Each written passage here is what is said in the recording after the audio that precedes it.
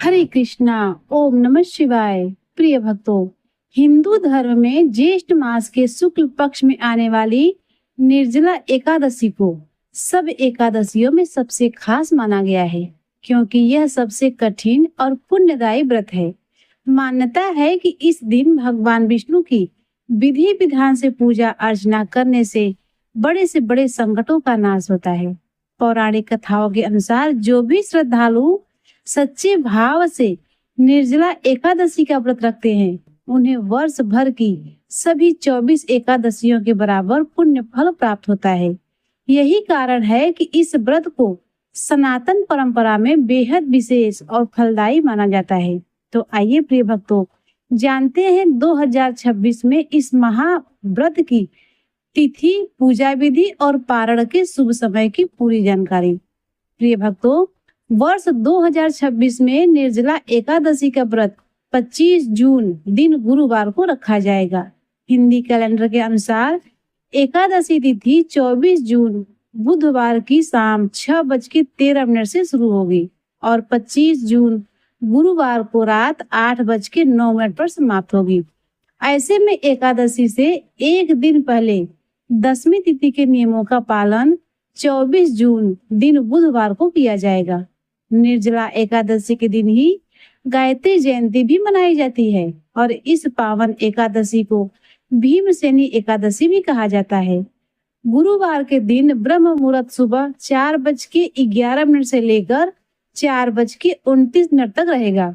सूर्योदय सुबह 5:47 पर और सूर्यास्त शाम 7:11 पर होगा। इस दिन शिव योग सुबह 10:53 तक रहेगा और इसके बाद सिद्धि योग प्रारंभ होगा। इस विशेष दिन भद्रा काल भी रहने वाला है। भद्रा सुबह 7:08 से रात 8:09 तक रहेगी। इस बार भद्रा का वास पाताल लोक में रहेगा, जिस कारण यह भद्रा पृथ्वी लोक पर अशुभ नहीं मानी जाएगी। राहु काल दोपहर 1:30 से लेकर 3 बजे तक रहेगा। द्वादशी तिथि 25 जून गुरुवार रात 8:10 से शुरू होकर 26 जून शुक्रवार रात 10:22 पर समाप्त होगा। 26 जून शुक्रवार को ब्रह्म मुहूर्त सुबह 4:11 से लेकर 4:59 तक रहेगी। इस दिन सूर्य उदय रहेगा सुबह 5:47 पर और सूर्यास्त होगा शाम 7:12 पर। प्रातः काल का विशेष पूजा का शुभ मुहूर्त रहेगा 4:25 से 5:25 के बीच में आप कर सकते हैं। इस दिन राहु काल सुबह 10:30 से दोपहर 12 बजे तक रहेगा। इस बार द्वादशी तिथि के दिन सर्वार्थ सिद्धि योग का सुंदर संयोग भी बन रहा है। एकादशी का पारण हमेशा हरिवासर बीतने के बाद ही किया जाता है।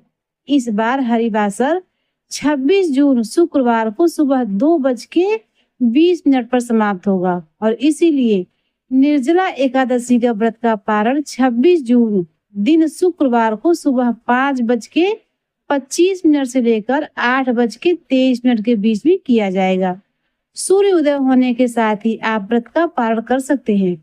एकादशी का व्रत दसवीं तिथि की रात से ही प्रारंभ हो जाता है, इसीलिए तामसिक भोजन या लहसुन प्याज का सेवन दसवीं तिथि को बिल्कुल नहीं करना चाहिए। साथ ही दसवीं के दिन सूर्यास्त के बाद अन्न भी ग्रहण नहीं करना चाहिए। शास्त्रों की माने तो निर्जला एकादशी व्रत में एकादशी तिथि के सूर्य उदय से लेकर अगले दिन द्वादशी के सूर्य उदय तक जल ग्रहण नहीं किया जाता। इसीलिए इस अवधि में कुछ भी ग्रहण करने की भूल न करें। हालांकि जिनकी सामर्थ्य निर्जला एकादशी रहने की न हो, वे इस एकादशी को अन्य एकादशी व्रत की तरह ही थोड़े जल, फल या दूध के साथ भी कर सकते हैं। निर्जला एकादशी के दिन सुबह स्नान करके पीले वस्त्र धारण करें और भगवान विष्णु व शालिक राम जी का श्रद्धा पूर्वक पूजा करें। भगवान को तुलसी दल के साथ पंचामृत का भोग लगाएं। पूरे दिन मन ही मन ओम नमो भगवते वासुदेवाय या हरे कृष्ण महामंत्र का जाप करते रहें। चूंकि निर्जला एकादशी के समय अत्यधिक गर्मी पड़ती है, इसीलिए इस दिन जल से जुड़ी चीजों का दान करना अत्यंत पुण्यदायी माना जाता है। इस दिन आप जल से भरा घड़ा, पंखा, छतरी, जूते, चप्पल, खरबूजे और सत्तू का दान भी कर सकते हैं। एकादशी का व्रत का पारण द्वादशी तिथि को सूर्य उदय होने के बाद ही किया जाता है और द्वादशी की पूजा आप सूर्य उदय से पहले कर सकते हैं, लेकिन व्रत का पारण निर्धारित मुहूर्त के अंदर ही करना चाहिए। एक बात का आप विशेष ध्यान रखें कि तुलसी जी में जल दसवीं तिथि को ही अर्पित किया जाएगा। एकादशी के दिन तुलसी जी में जल अर्पित नहीं किया जाता। दसवीं तिथि को ही भगवान के भोग के लिए तुलसी के पत्ते भी तोड़कर रख लीजिए, ताकि आप एकादशी और द्वादशी तिथि के दिन तुलसी दल को ठाकुर जी के चरणों में अर्पित कर सके। निर्जला एकादशी का यह पावन व्रत हमें जीवन में संयम, त्याग और सच्ची भक्ति की प्रेरणा देता है। भगवान श्री हरि विष्णु की कृपा से आपके जीवन के समस्त कष्ट दूर हो और घर में सुख समृद्धि का वास हो। पूरी श्रद्धा के साथ इस नियमों का पालन करें और पुण्य के भागीदार बने। प्रिय भक्तों, आशा करती हूँ कि यह संपूर्ण जानकारी आपको अत्यंत ही पसंद आई होगी। यदि हमारी जानकारी आपको पसंद आई हो तो हमारे वीडियो को लाइक और चैनल को सब्सक्राइब करना ना भूलिएगा।